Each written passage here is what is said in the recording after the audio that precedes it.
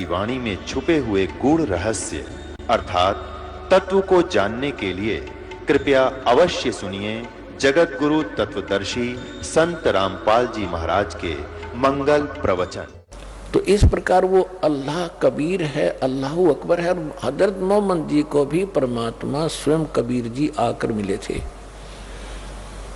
उस समय तक हजरत मोहम्मद जी का बहुत बोलबाला हो चुका था, काफी शेष हो गए थे, मुसलमान उनके अनुयायी गणे हो गए थे। और उधर से एक जबरील नाम के देवता ने उनको इतना भयभीत कर रखा था, भयभीत करके उसने अपना ज्ञान जो कुरान शरीफ का पढ़ा दिया था। परमात्मा उनको मिले, सतलोक लेकर गए। यह एक मिनी सतलोक है, लेकिन वो नीचे की जो प्रभुता थी वो छूटी नहीं, वापस आ गए।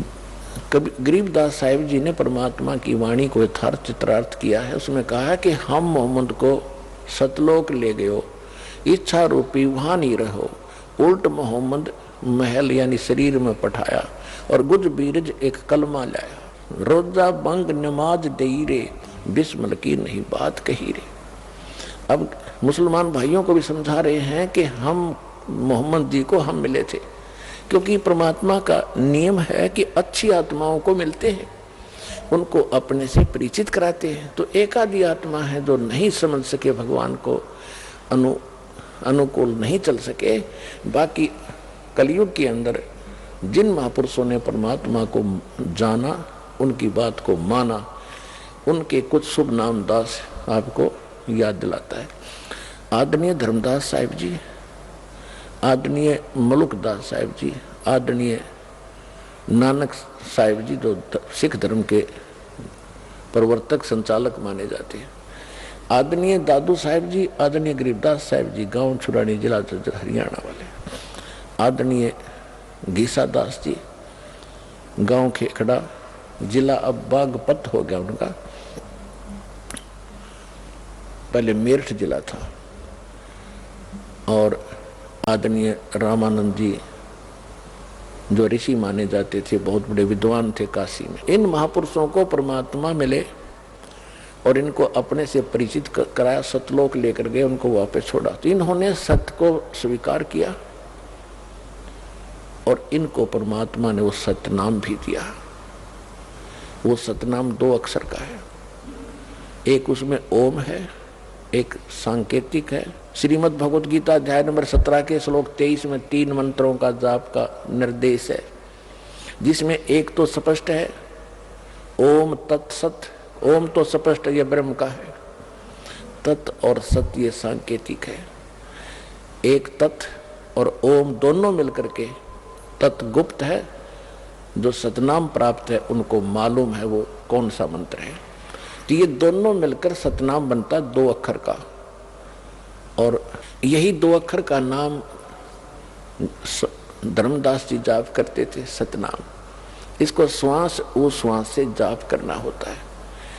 श्वास जब बाहर छोड़ते हैं एक मंत्र छोड़ना होता है, अंदर लेते हैं जो दूसरा मंत्र सतनाम के 2 अक्षर का। तो इस प्रकार सिमरण किया हुआ है सतनाम की बहुत बड़ी कीमत होती है। उसके विषय में गरीबदास साहिब जी ने एक थोड़ा सा हिंट दिया है कि जो सतनाम तुम्हें प्राप्त है अधिकारी से मिले, जैसे इस दास से ये दीक्षा ले ले कोई, और तीनों नाम भी प्राप्त कर लिए उसने, क्योंकि ये तो आपको देने ही है। जब योग्य हो जाओगे तो बुद्धि भ्रष्ट हो जा किसी मूर्ख की, और वो अपने आप स्वयंभू गुरु बनकर इन मंत्रों को आगे देने लग जावे, तो उससे कोई लाभ नहीं होने वाला। वो तो अपना जीवन नाश कर दिया उसने, क्योंकि गुरुद्रोही हो गया। और जो उसके शिष्य होंगे उनको कतई लाभ नहीं हो, क्योंकि अधिकारी के बिना ये मंत्र काम नहीं करे। अब जैसे एक व्यवहारिक बात है, कोई आपने पासपोर्ट बनवाना है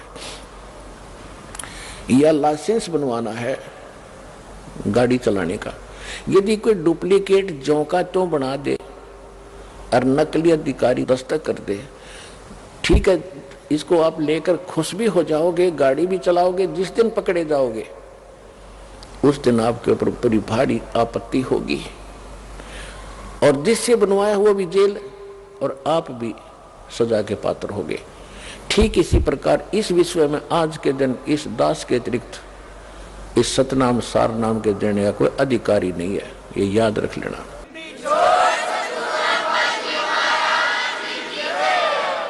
और यदि इस दास से नाम लेकर के कोई स्वयं गुरु बनकर नीच आत्मा ये गलती कर रहा हो, उससे भी बचना है, अन्य समाज को बचाना, झगड़ा नहीं करना, क्योंकि परमात्मा का वचन है उस काल के साथ कि ज्ञान देकर आप अपना बनाना, बाई फोर्स ना करना।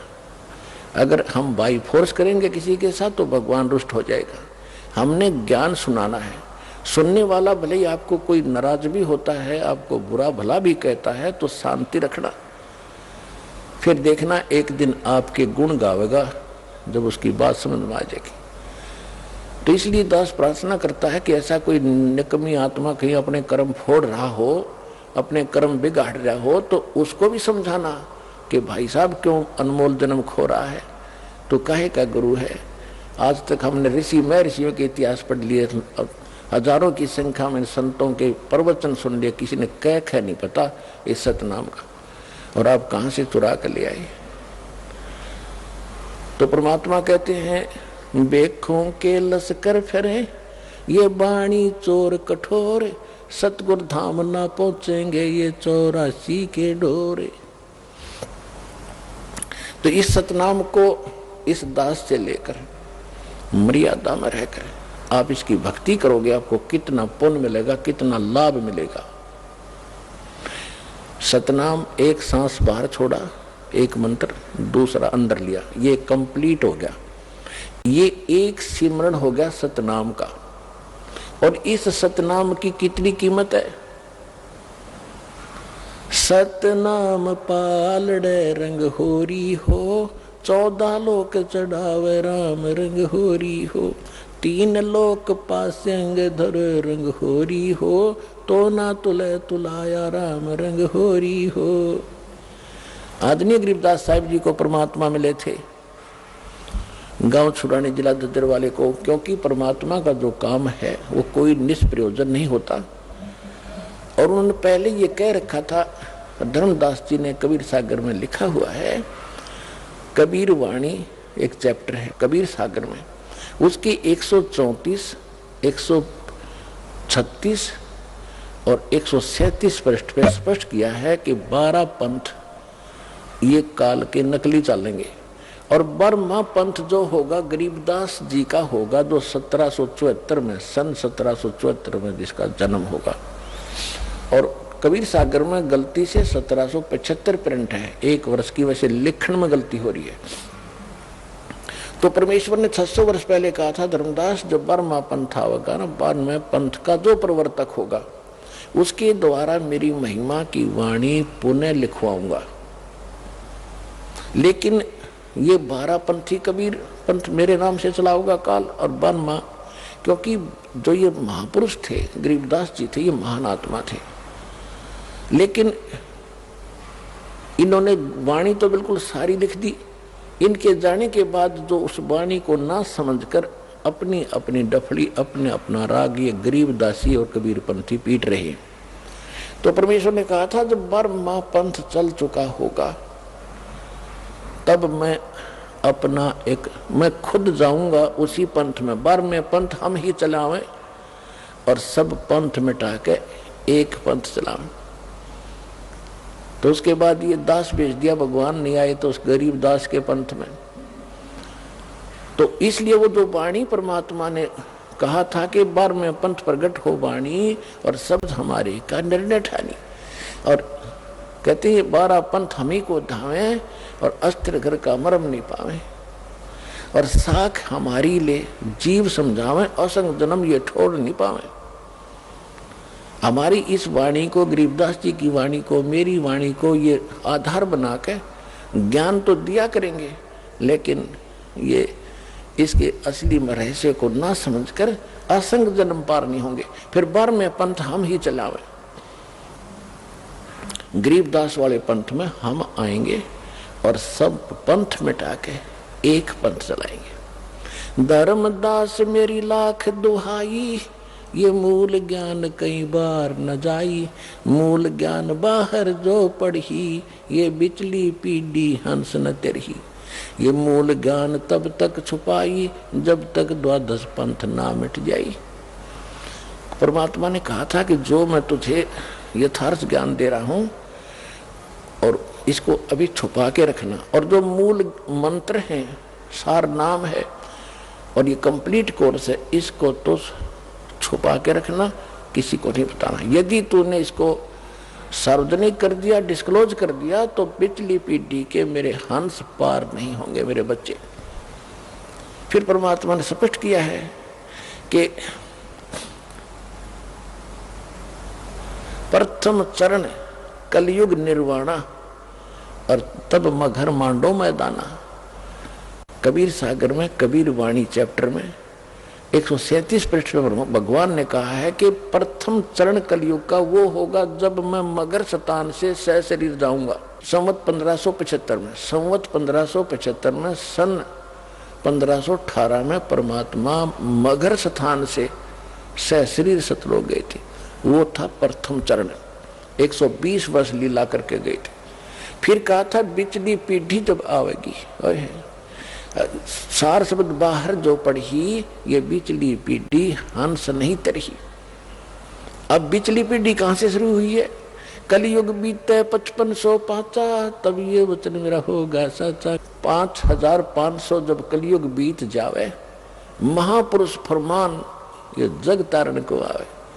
सन 1997 में ये कलयुग 5505 वर्ष बीत गया। सन 1993 में दास को नाम देने का आदेश मेरे पूज्य गुरुदेव जी से हुआ था, और उसके बाद ये बिचली पीढ़ी अब शुरुआत हो रही है, जिसमें आपका जन्म है।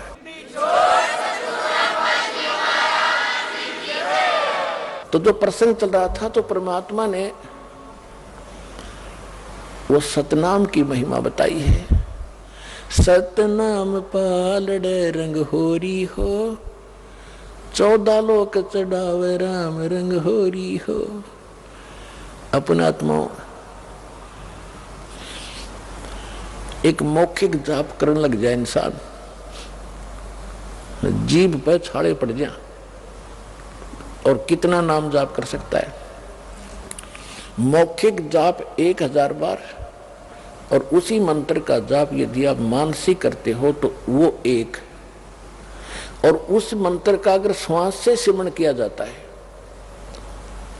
कौन से मंत्र का? जो यथार्थ मंत्र है, अटपट का नहीं, तो उसका उस मानसिक से भी 1000 गुना ज्यादा लाभ होता है। तो जो श्वास का सिमरण, यथार्थ मंत्र जो श्वास का आपको दिया गया, अधिकारी से प्राप्त हो, यानी कोई भी वस्तु है, कोई भी काम है, मर्यादा से चलता है। परमात्मा ने भी अपनी मर्यादा बना के छोड़ दी है कि छोटा सा बच्चा गर्भ में होता है, फिर वो बाहर आता है, समय पर बाहर आता है तो माँ के स्तन में दूध पहुंच जाता है पहले ही, क्योंकि उसके दांत नहीं होते। फिर समय युवा होता है इतने समय में, फिर इतने समय में फिर मरता है। ये मर्यादा भगवान ने बना रखी है। इसी प्रकार इस भक्ति की भी मर्यादा, इसमें इधर उधर होने से लाभ नहीं होगा बिल्कुल भी।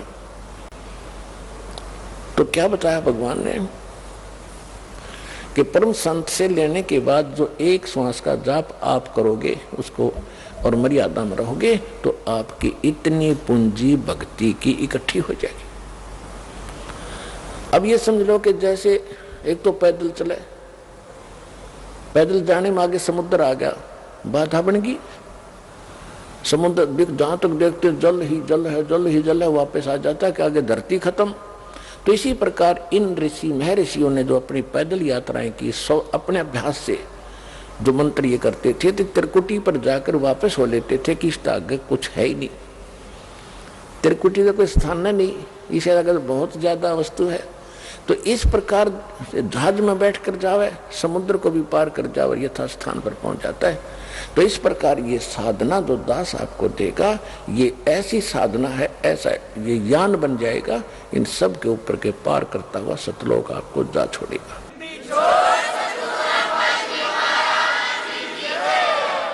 और जो कुछ भी हम इस शरीर के अंदर सुन रहे हैं, ये तो एक पिंड है, और इस पिंड के अंदर एक ब्रह्मांड का ही, इसमें जो कुछ भी हो रहा है वही सुनाई देता, वही दिखाई देता।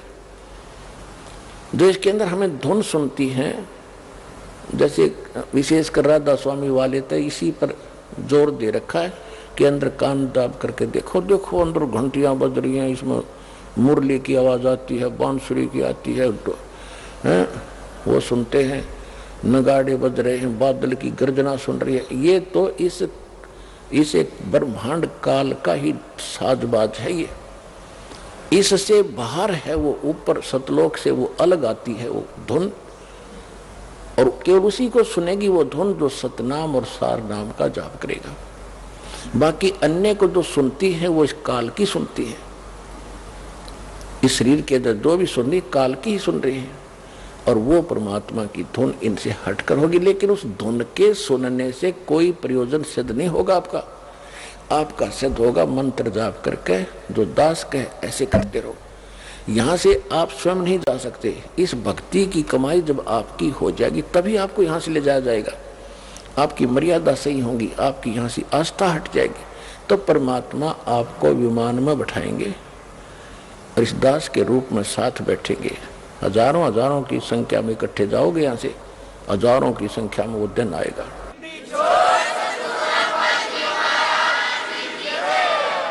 और ऐसे जाओगे जैसे कहीं घूमने फिरने जा रहे हैं, गुरुजी साथ हैं, सत्संग करने जा रहे होंगे, वहां सतलोक में जाकर पता लगा तुमने कि हम तो यहाँ आ गए भाई। नीचे ये कवर पड़ा रहेगा, ये कवर जो आज हमने कितना प्यारा लगता है। वैसे तो ये बहुमूल्य है, क्योंकि मनुष्य जीवन आसानी से नहीं मिलता, लेकिन मनुष्य जीवन प्राप्त करके भक्ति नहीं की तो क्या प्राप्त हुआ? ऐसा पशु का, ऐसा मनुष्य का। तो इस मनुष्य शरीर को तो ऐसा समझना, भक्ति करने के बाद इससे हमारा प्रयोजन पूरा हो गया।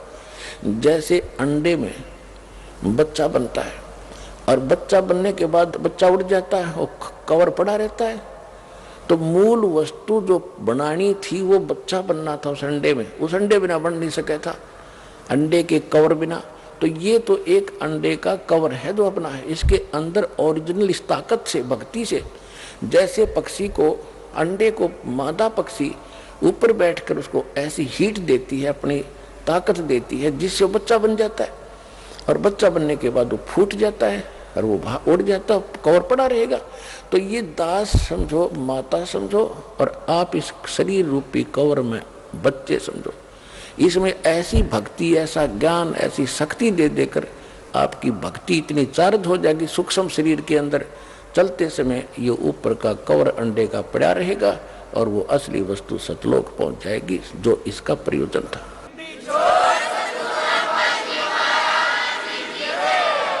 इसके विषय में सूक्ष्म वेद में गरीबदास साहिब जी ने कहा है, देह गिरी तो क्या हुआ, ये झूठी सब है पटीट, पक्षी उड़ गया आकाश को और चलते कर गया बीट।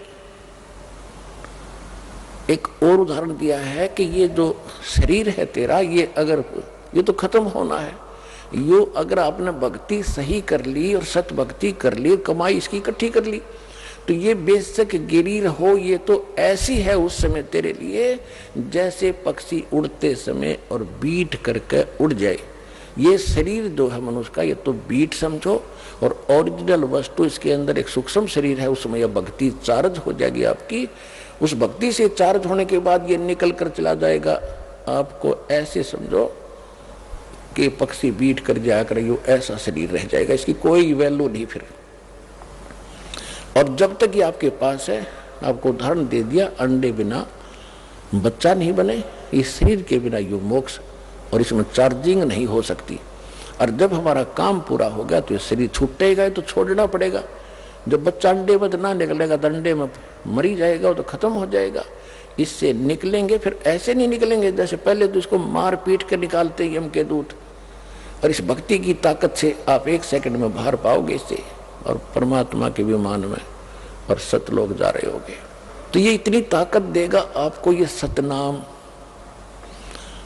तो उसके बारे में जैसे हम आपको बहुत सी मर्यादा बताते हैं कि आपने ये त्योहार आता है होली, इसके अंदर कुछ भी सहयोग नहीं देना है, पार्टिसिपेट नहीं करना है ना इस पर, क्योंकि हम ये देखो पुण्यात्माओं,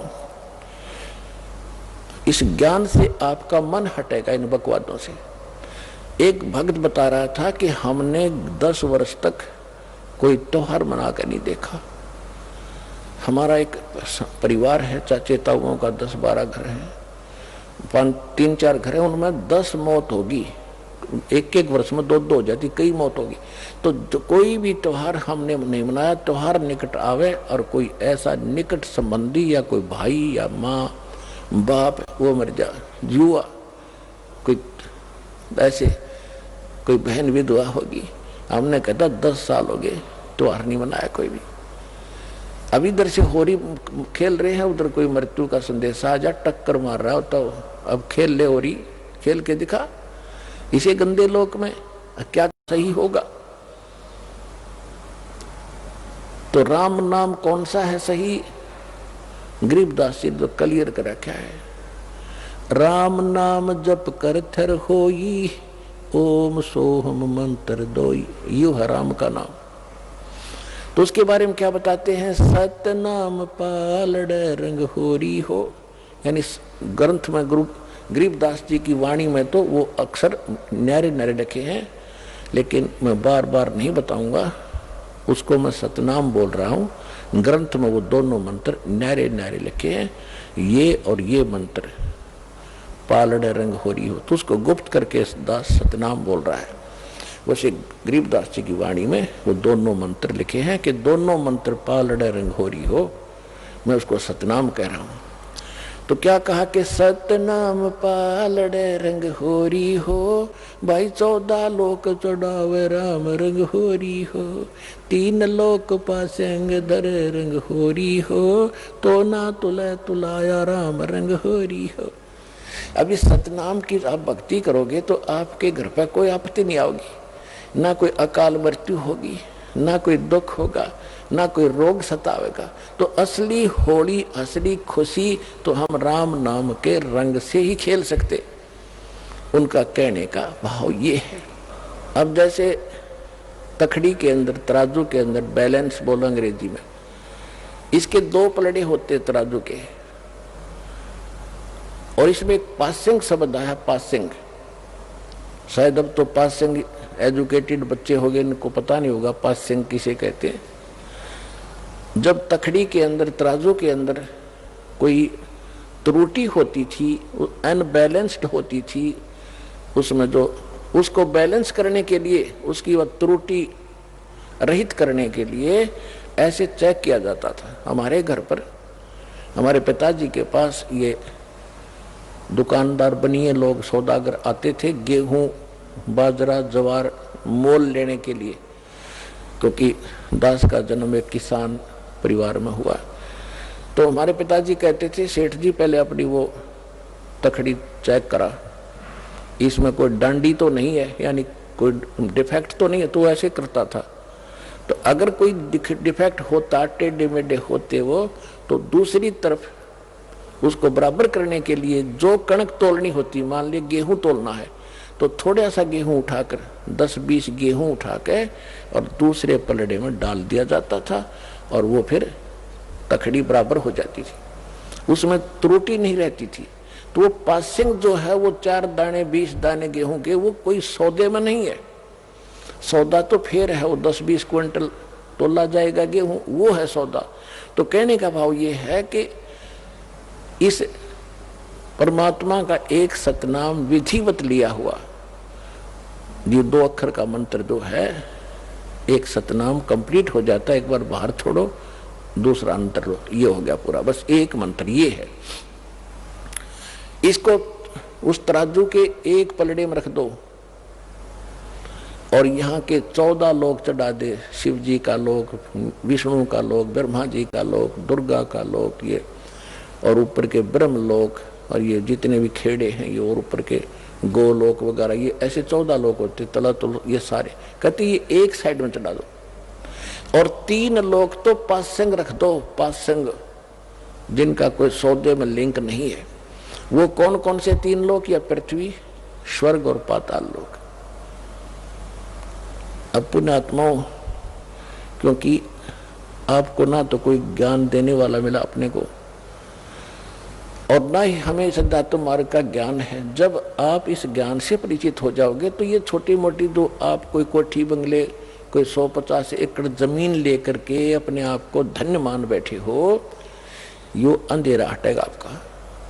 अब कोई एमएलए बन जाता है, कोई सरपंच बन जाता है, बस पूछो मत, न फूला नहीं समाता, सरपंच बन गया, चेयरमैन बन जाता है, एमएलए बन जाता है, एक मंत्री, प्रधान, मुख्यमंत्री बन जाता छोटे से स्टेट का, तो उसकी खुशी का कोई ठिकाना नहीं होता। ये बच्चों के खिलौने लगेंगे आपको, जैसे बच्चे अनजान खेल रहे हो गुड़िया के साथ।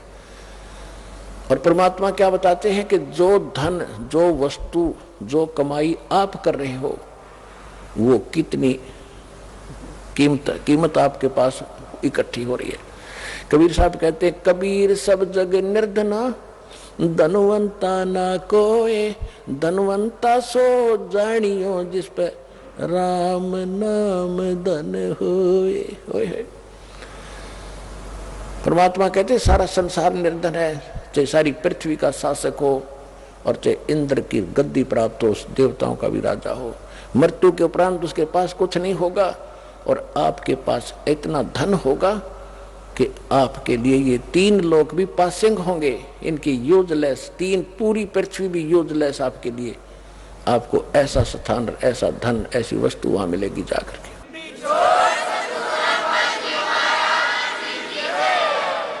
अब क्या बताते हैं, कोई मंत्री बन जाता है, प्रधानमंत्री बन जाता है, सब समझता मैंने अपने जीवन को सफल कर लिया। और जब वो अध्यात्म ज्ञान से परिचित हो गए, और आप तो हो ही लिए, तब आपको पता चलेगा इसने तो अपना जीवन नाश कर लिया, खाक सफल कर लिया मनुष्य जीवन को। मनुष्य जीवन का काम तो शुरुआत भी नहीं की।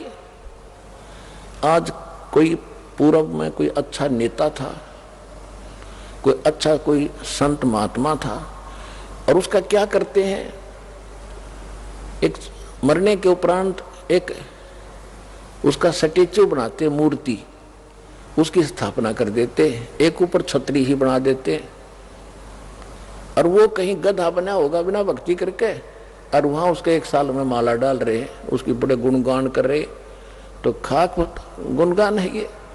तो परमात्मा के ज्ञान से जब आप परिचित हो जाओगे, तब आपको महसूस होगा कि आपको क्या मिला और इस संसार को क्या मिला, जो आपको आज महिमावान नजर आ रहे हैं। अंत लास्ट में जो भगवान के दरबार में आपकी कीमत की जाएगी, उस समय पता चलेगा वो तो कौड़ी थे, तो सारी पृथ्वी का राजा हो, और आप लाल बन गए इस भक्ति के करने से, भगवान के दरबार में पहुंच जाओगे।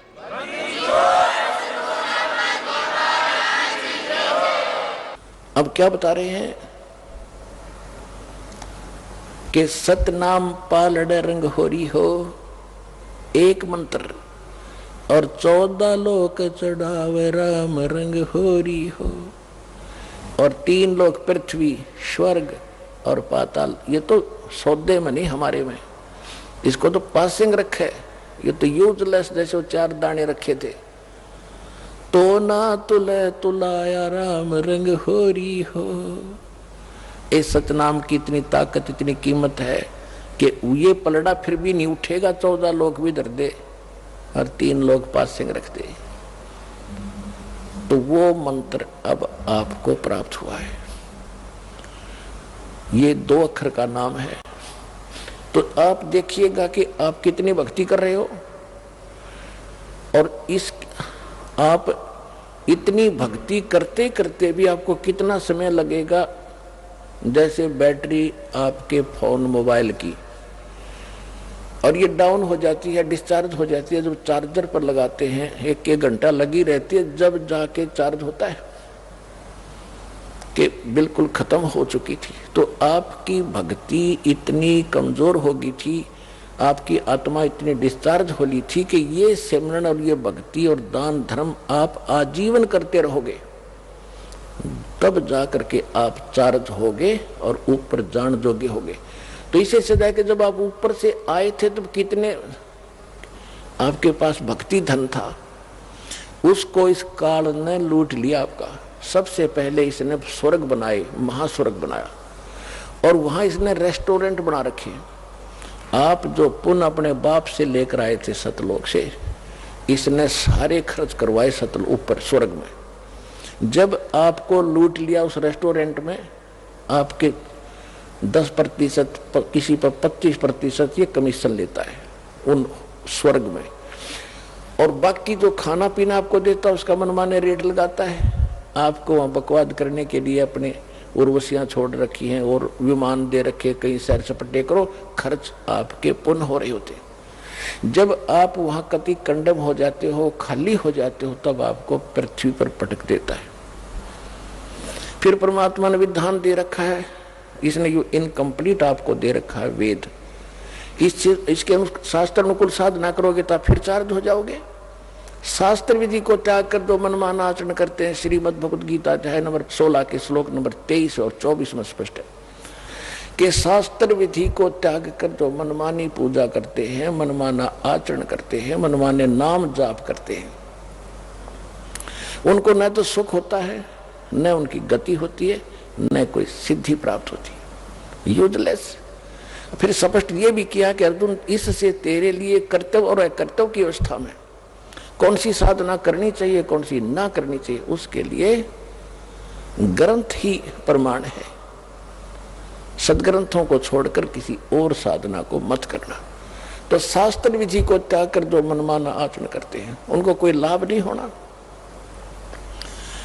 तो इसी प्रकार जो अन्य साधना लोग करते हैं उनसे तो कोई लाभ होना ही नहीं था, और शास्त्र अनुकूल साधना आपको अप्राप्त हुई है, इससे आपका मोक्ष होगा। तो जब तक शास्त्र विधि रहित हम साधना करते रहे तो हम ऐसे ही, जैसे यहां आकर काल ने पटक दिया आपको, या फिर वेदों को सबसे पहले वेद उत्तम माने गए थे, और वेदों में केवल ओम नाम है, महिमा पूरे परमात्मा की है। और कबीर साहब ने बताया था कि वेद मेरा भेद है, मैं ना वेदन के माही, और जौन वेद से मैं मिलूं, ये वेद जानते नहीं। चारों वेद परमात्मा ने कहा था कि मेरी महिमा का ही गुणगान करते हैं, लेकिन इन वेदों में जो चार तुम्हारे पास काट छांट करके प्राप्त हैं, इनमें मेरे पाने की वो कंप्लीट कोर्स नहीं है, वो ओम तत्सत मंत्र नहीं है इसमें, और उसके बिना परमात्मा नहीं मिल सकते। तो इसने क्या किया, नीचे छोड़ दिया आपको। यहां ये वेद आपके पास उपलब्ध थे, इनमें से ओम नाम इन ऋषियों ने अपने आप सेलेक्ट कर लिया कि ये ब्रह्म का है और ब्रह्म सुप्रीम पावर है। इनने अपनी सोच से ये अंतिम मान लिया। अब ओम का जाप ब्रह्म का है। श्रीमद् देवी भागवत देवी पुराण के अंदर लिखा है 7वें स्कंद में 562 पृष्ठ पे, गीता प्रेस गोरखपुर से प्रकाशित सचित्र मोटा टाइप में, उसमें लिखा है देवी जी हिमालय को बता रही है, हिमालय राजा को ज्ञान बता रही है अध्यात्म का, ब्रह्म के बारे में जानकारी दे रही है कि ब्रह्म जो है ओम नाम है उसका, ओम नाम का जाप कर ब्रह्म को पाने का उद्देश्य रख, इसमें कल्याण हो जाएगा, और वो ब्रह्म लोक में रहता है। गीता जी अध्याय नंबर 8 के श्लोक नंबर 16 में कहा कि ब्रह्म लोक में गए हुए प्राणी भी जन्म मृत्यु में होते हैं। ओम नाम ब्रह्म का है। गीता अध्याय नंबर 8 के श्लोक नंबर 13 में ये खुद कहता है ब्रह्म जो ज्ञान दे रहा श्री कृष्ण में प्रवेश करके ये काल, ये कहता ओम इति एकाक्षरम ब्रह्म व्यवहारण माम अनुस्मरण ये पर्याति तदन देहम सयाति परमागति। मुझ ब्रह्म का एक ओम मंत्र है, और इसका अंतिम सांस तक जो नाम जाप करता हुआ शरीर छोड़कर जाता है तो ओम से मिलने वाली जो परम गति है वो प्राप्त होती है। तो ओम से कौन सी गति होती है, ब्रह्मलोक प्राप्ति होती है। 8वें अध्याय के 16वें श्लोक में श्रीमद् भगवद गीता में बताया कि ब्रह्मलोक में गए हुए प्राणी भी जन्म मृत्यु में आते हैं, यानी जब तक जन्म मृत्यु समाप्त नहीं होगी आप सुखी नहीं हो सकते। गीता ज्ञानदाता 4थे अध्याय के 5वें श्लोक में, 2रे अध्याय के 12वें श्लोक में, 10वें अध्याय के 2रे श्लोक में खुद कह रहा है तेरे और मेरे बहुत जन्म हो लिए अर्जुन, तो नहीं जानता मैं जानता हूं। इसलिए 18वें अध्याय के 62वें श्लोक में कहा कि तू सर्वभाव से उस परमेश्वर की शरण में जा, उसकी कृपा से तू परम शांति को और सनातन परम धाम को प्राप्त होगा। परम शांति कब होगी और सनातन धाम कौन सा, जो कभी नष्ट नहीं होता, और जहां गए हुए प्राणी कभी लौट कर संसार में नहीं आते। 15वें अध्याय के 4थे श्लोक में बता कि अर्जुन, जिस समय तुझे तत्वदर्शी संत मिल जाए उसके पास वो तत्व ज्ञान से इस सारे अज्ञान को हटाकर, समझकर, अज्ञान को काट कर उसके पश्चात परमेश्वर के उस परम पद की खोज करनी चाहिए, जहां जाने के बाद साधक फिर लौटकर कभी संसार में नहीं आते। केवल उसकी भक्ति करो। तो वो ज्ञान इन ऋषियों को प्राप्त नहीं हुआ, क्योंकि 4थे अध्याय के 32वें श्लोक में कहा कि अर्जुन, यथार्थ ज्ञान तो परमात्मा इन यज्ञों का यानी धार्मिक अनुष्ठानों का परमात्मा अपने मुख कमल से आकर ही बताता है। आज के सत्संग की प्रारंभ यहां से हुई थी कि परमात्मा स्वयं ही सत्य ज्ञान देने को आता है। इस काल ने सबको भरमा रखा है, ये सबको भरमाता है, मिसगाइड करता है। तो 4थे अध्याय के 34वें श्लोक में यही प्रमाण दिया है कि वो परमात्मा के मुख कमल से जो उच्चारण होता है, ज्ञान जो परमात्मा खुद आकर अपने मुख कमल से बोलता है, वो वाणी, वो उसके अंदर इन यज्ञों यानी धार्मिक अनुष्ठानों की जानकारी विस्तार के साथ की गई है, उसको तत्व ज्ञान कहते हैं। 4थे अध्याय के 34वें श्लोक में कहा कि उस ज्ञान को तो तत्वदर्शी संत बतावेंगे। उनको दंडवत प्रणाम करने से, कपट छोड़कर उनसे विनम्रता पूर्वक प्रसन्न करने से वो तत्वदर्शी संत तुझे उस परमात्मा यानी तत्व ज्ञान का उपदेश करेंगे। इससे सिद्ध है कि गीता ज्ञान जो दे रहा है उसको पता नहीं है उस तत्व ज्ञान का। इसी प्रकार यजुर्वेद अध्याय नंबर 40 के मंत्र 10 के अंदर कहा कि कोई तो परमात्मा को संभवात कहता है, यानी जन्म लेता है राम और कृष्ण के रूप में। कोई असंभवात कहता है कि वो कभी जन्मता ही नहीं, वो निराकार है। इसकी सही जानकारी वो तत्वदर्शी संत बताते, उनसे सुनो। 3 ऋषियों की बुद्धि पर पत्थर गिर गया कि जब इन वेदों से हटकर भी कोई और बताने वाला है और कोई ज्ञान भी और है, वो इनको पता नहीं चला। इन्होंने ओम नाम को अंतिम मान के अपने निष्कर्ष निकालकर इस पर दृढ़ हो गए। ये जब ओम नाम का जाप करते हैं ब्रह्मलोक चले जाते हैं, वहां पूंजी समाप्त करके लुट पिट के ये फिर वापस पटक दिए जाते हैं। इसके दौरान जो पाप होते हैं वो पाप भी भोगने पड़ते हैं। यहाँ सभी कर्म आपको भोगने पड़ते हैं, पुण्य भी और पाप भी। केवल एक सत्य साधना जो दास आपको बताता है इस पृथ्वी पर और है नहीं, और ये गॉड गिवन है, परमात्मा कबीर जी की दी हुई है। इससे आपके पहले के पाप भी नाश होंगे, वर्तमान के भी नाश होंगे, और फिर आप सतलोक चले जाओगे, आपका पूर्ण मोक्ष होगा।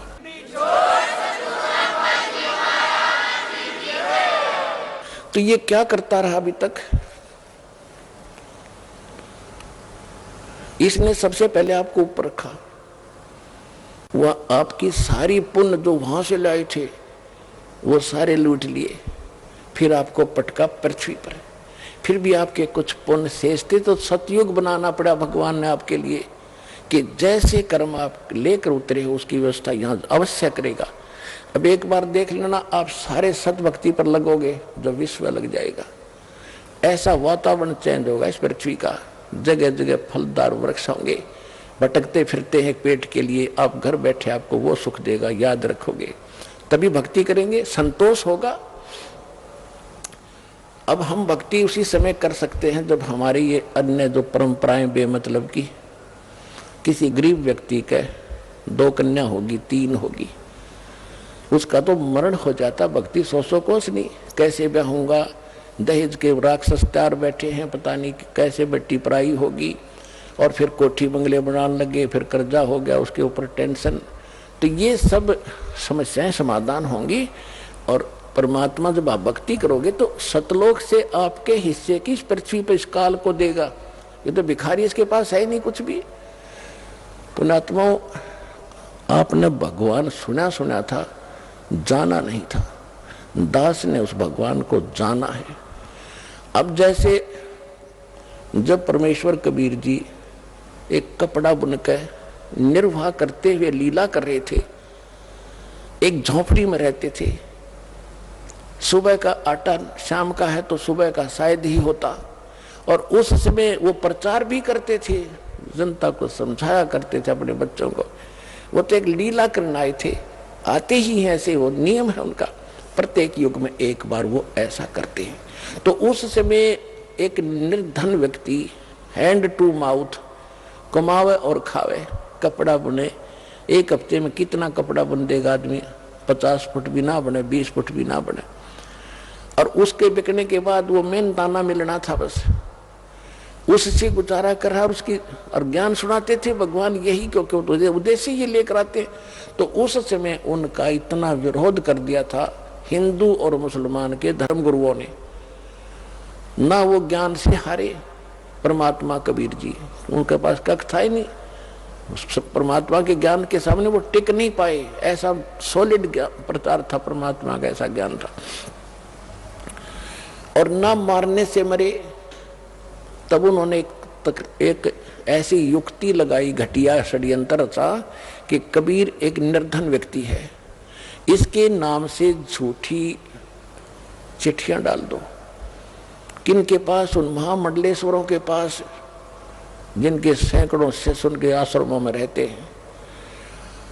उस समय सबको चिट्ठी डाल दी कि कबीर नाम का एक सेठ, कबीर पुत्र नीरू, काशी शहर, और 3 दिन का भंडारा करेगा, भोज देगा 3 दिन का। और उसमें क्या क्या देगा? एक दोहर देगा, एक सोने की मोहर देगा। सोने की मोहर मीन यानी 10 ग्राम सोना, और एक दोहर, दोहर उस समय सबसे कीमती एक साल टाइप होता था। दोहर सर्दियों में ओढ़ने की बहुत बढ़िया चादर होती थी, सेठ लोग रखते थे उसको, आम आदमी दोहर प्रयोग नहीं कर पाता था। तो एक दोहर देगा दक्षिणा में, एक मोहर देगा। कोई सूखा सीधा चाहेगा, सूखा सीधा भी मिलेगा। सूखा सीधा बोलना चावल, खांड, आटा, नमक, ये इस तरह की दाल। एक आदमी का 2 मांगे, मुझे सूखा भी दे, सूखा भी ले जा। और ये तो देगा ही देगा, जितनी बार खाना खाओगे उतनी बार ही एक दोहर, एक मोहर देगा। तो ये लालची साधु संत ये लालची हो जाते कि घर से बाहर निकलने के बाद सब वस्तुएं चाहिए इनको। और जब उन ऋषि, उन मंडलेश्वरों को पता चला कि ऐसा दाव लगेगा, तो उन्होंने लूले लंगड़े सारे चेले ले लिए साथ में। अब चेलों को मिलेंगी खाने के बाद दोहर मिलेंगी, मोहर मिलेंगी, तो वो तो मेरी होंगी, जो प्रधानों का गुरु होते थे वह। तो इस करके सबको लटका लाए, लूंगे लूले लंगड़े को भी। 18 लाख इकट्ठे हो गए, 18 लाख। अब पुण्यात्माओं, अब गरीबदास साहेब परमात्मा से परिचित हो चुके थे। उन्होंने फिर उनकी कैसे चित्रार्थ किया कि सुबह सुबह जब ये रविदास जी और परमेश्वर कबीर जी, रविदास जी चमार जाति से थे, कबीर साहब जुलाहा जाति, धाणक जाति से प्रसिद्ध थे, क्योंकि वैसे तो वो मालिक थे, संतों का कोई जाति नहीं होती, फिर भी उस समय विशेष छुआछात भेदभाव था। वो दोनों ज्यादा निकट रहते थे। तो सुबह सुबह रविदास जी ने देखा कि ये क्या होगा, जहां तक नजर जावे जनता, 18 लाख आदमी थोड़े नहीं होते।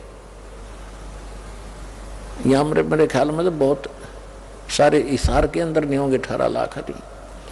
तो 18 लाख व्यक्ति आकर बैठ गए। वो साधु संत रविदास जी सुबह सुबह उठे, उनसे पूछना लगा कि भाई क्या बात है, अब कौन हो, कहां से आए हो। तो ऐसे पूछने वाले उनको बहुत मिल चुके थे।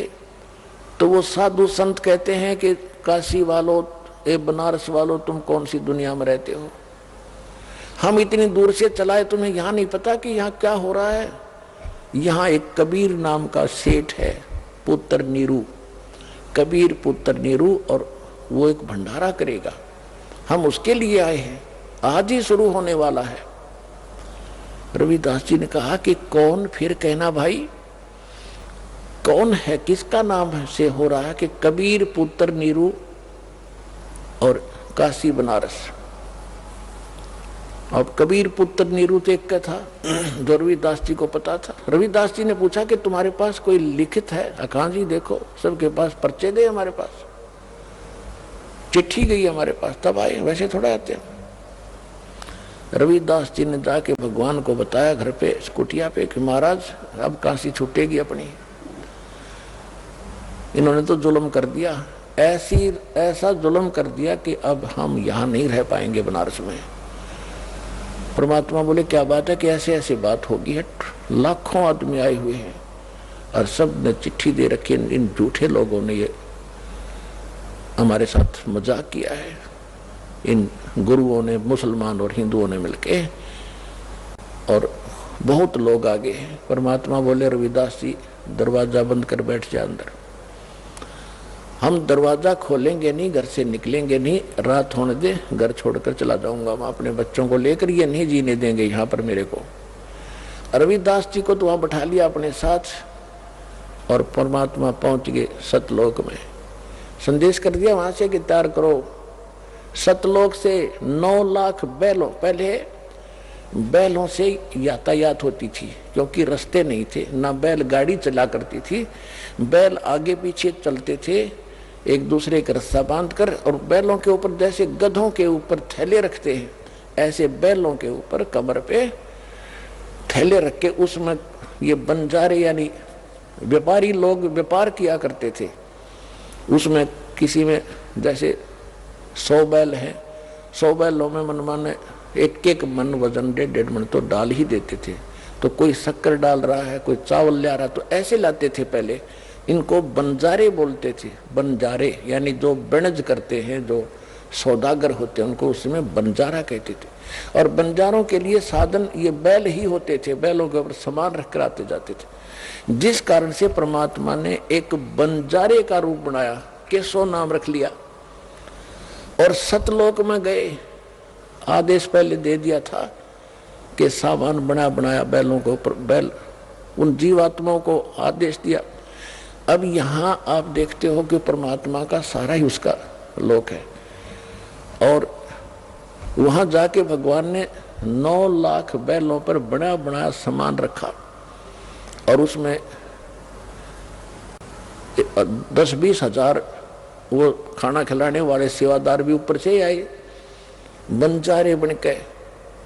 और काशी में आगे 1 सेकंड में, 1 पलक में, गरीबदास जी ने लिखा है 1 पलक, पलक इतनी होती है, सतलोक से नीचे उतर गए सारे के सारे, और इतनी दूर से फिर चलते हुए आ रहे।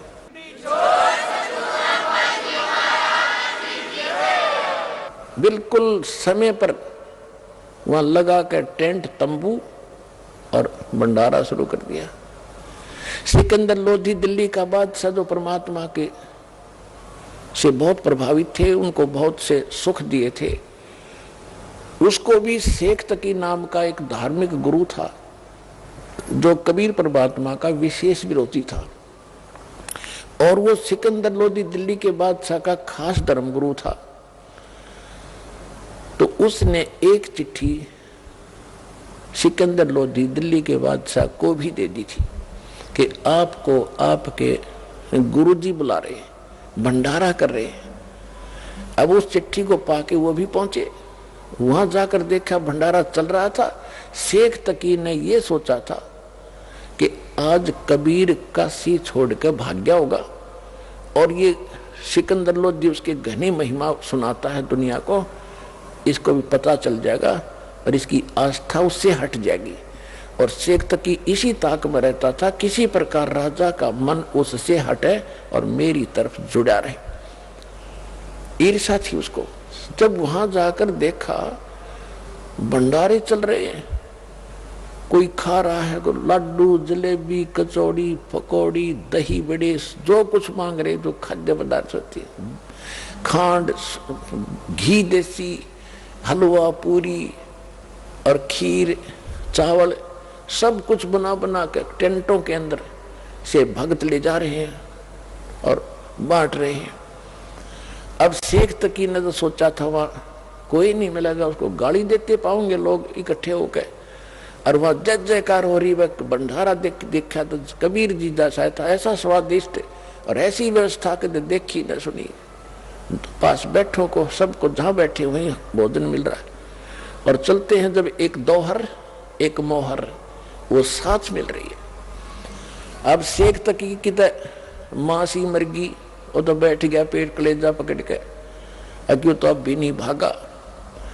अब सिकंदर लोधी ने पूछा कि ये कौन व्यवस्था कर रहा है, तो खाने वालों ने बताया कि एक टेंट में बैठा व्यक्ति वो व्यवस्था कर रहा है। वहां परमात्मा दूसरे रूप में बैठे थे, एक सेठ के रूप में, बंजारा केशव नाम रख के। सिकंदर लोधी ने कहा, जी प्रणाम अखां जी, प्रणाम, आओ, आप कौन हो? सिकंदर लोधी ने पूछा कि मेरा नाम केशव है राजन, आप कबीर जी के क्या लगते हो?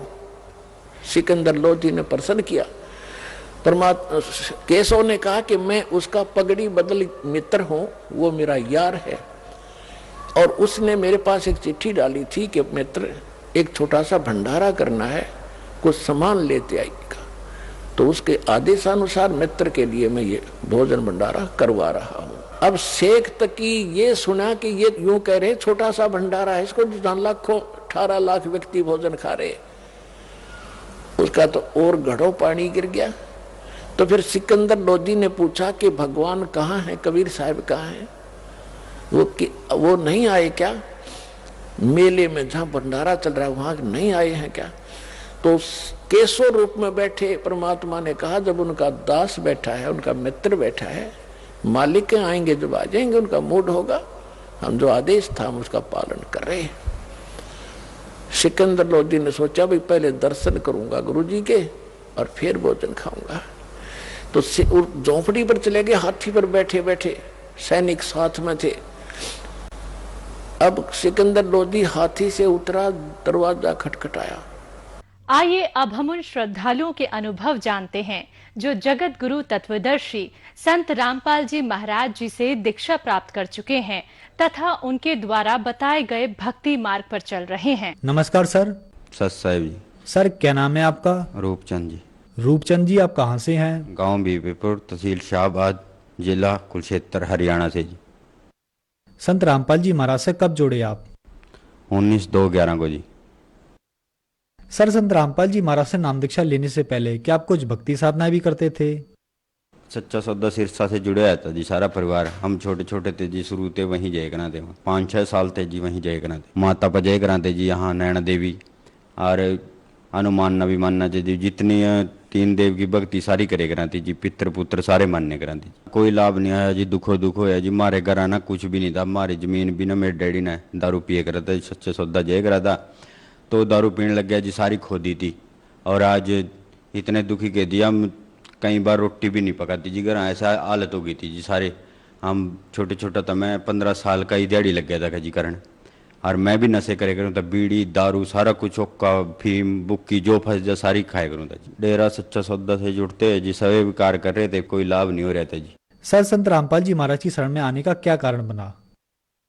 जी संत रामपाल जी महाराज के काम पर लग रहे थे जी, हम इकट्ठी एक भगत हमारे गाँव का अरकेश, उसने सतगुरु रामपाल जी महाराज का नाम ले रखा था।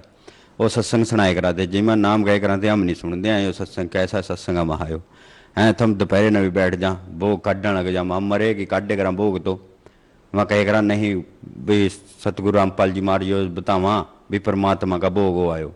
पर हम फिर उनके लड़े कराते जी, हम निकालते मजाक करे कराते उनका। धीरे धीरे मैं भी सत्संग सुनने लगा जी, मेरा भाव बनया जी, सत्संग में जानेगा तो मैं भी इसार बरवाड़ा सतलोक आश्रम में थे, संत रामपाल जी महाराज से नाम लेकर।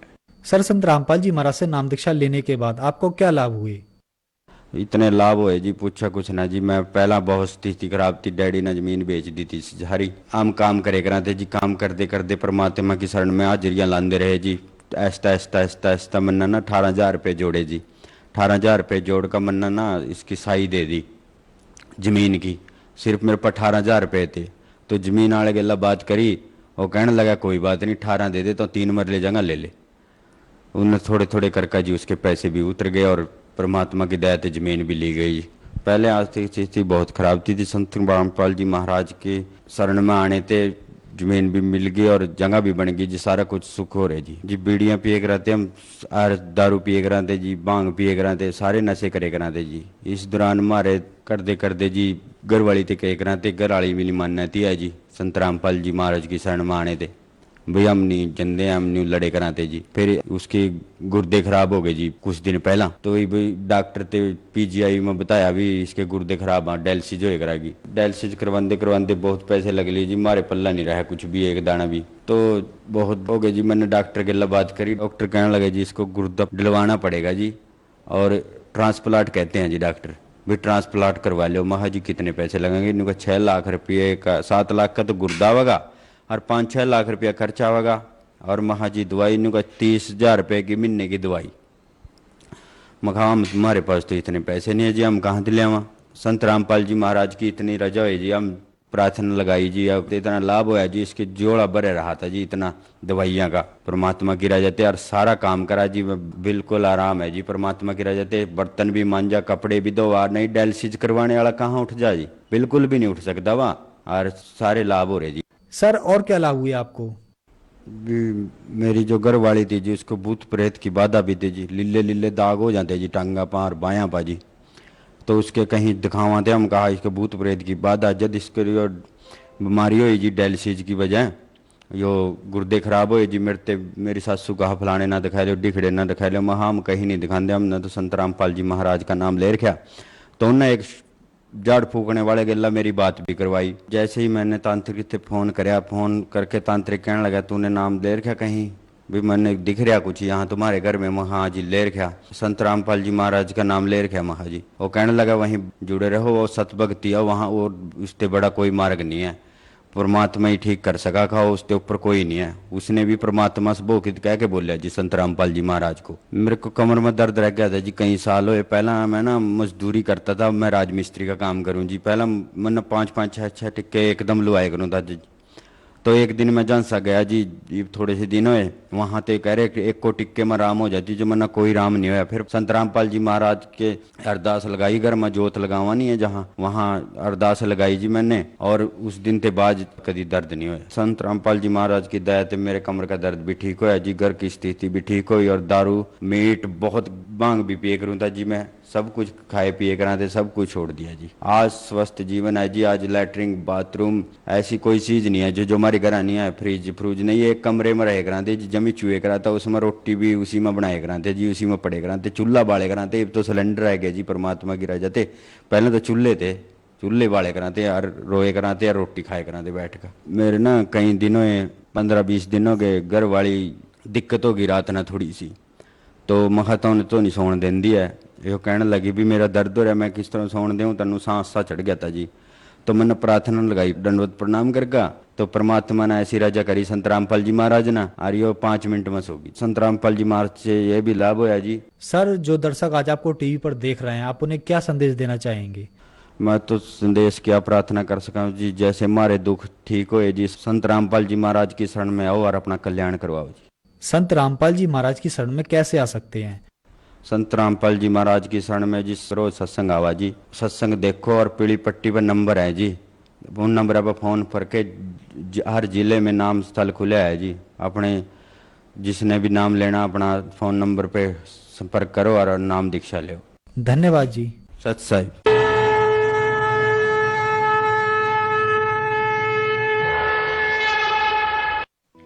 आप सुन रहे थे जगत गुरु तत्वदर्शी संत रामपाल जी महाराज के मंगल प्रवचन। अधिक जानकारी के लिए संपर्क करें 9729277503, 9996904503। हमारी वेबसाइट है www.jagatguru.org।